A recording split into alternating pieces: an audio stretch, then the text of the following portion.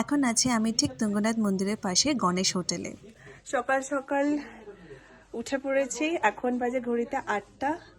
ঘুম থেকে উঠেই ফার্স্ট এই দৃশ্যটা আপনারা দেখতে পাবেন যদি আপনারা গণেশ হোটেলটা বুক করেন তুঙ্গনাথ মন্দিরের পাশে। পার হেড কিন্তু আমাদের 500 করে লেগেছে এই গণেশ হোটেলে 1 নাইট স্টের জন্যে। এই ভিউটা দেখার পরে চলুন আপনাদের আমি রুমটা দেখিয়ে দিই। রুমটা কীরকম ছিল। আমরা একটা রুমই নিয়েছিলাম, এই একটা রুমে কতজন যে থাকা যায় সেটা আর কি বলবো, চলুন দেখে নেওয়া যাক। টোটাল এই একটা রুমে 10 জনের অ্যাকোমোডেশন আছে।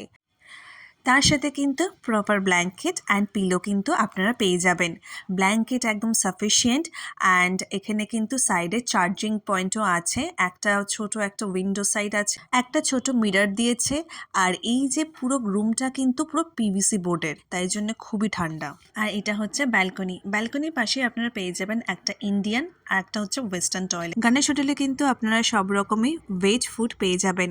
আমরা নিয়েছিলাম ডিনারের জন্য রুটি, কড়াই পনির আর একটা আলুর তরকারি। রুটির দাম ছিল কিন্তু 30 রুপিস পার পিস।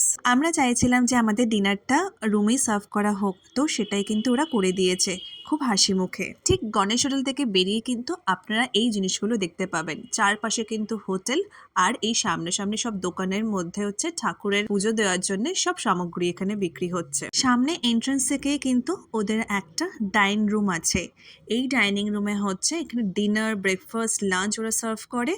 আর এমনকি এর পেছনে কিন্তু একটা খুব অসাধারণ ভিউ আছে, যেই ভিউটা আমি সকালবেলা আমি ঘুম থেকে উঠে দেখলাম, সেই ভিউটাই। এর সামনেই একদম তুঙ্গনাথ মন্দিরের গেট, কিছুটা গেলেই কিন্তু একদম বাবার মন্দির পেয়ে যাবেন আপনারা। তাহলে তুঙ্গনাথ আসার জন্য কিন্তু আপনারা গণেশ হোটেল বুক করতেই পারেন। যেহেতু গণেশ হোটেল একদম তুঙ্গনাথ মন্দিরের কাছে, তাই জন্য কিন্তু বুকিংটা আগে থেকে আপনাদের করে রাখতে হবে। ছুটি কাটানোর জন্য আর মহাদেবকে দর্শন করার জন্য একটা ভালো জায়গার সন্ধান দিলাম।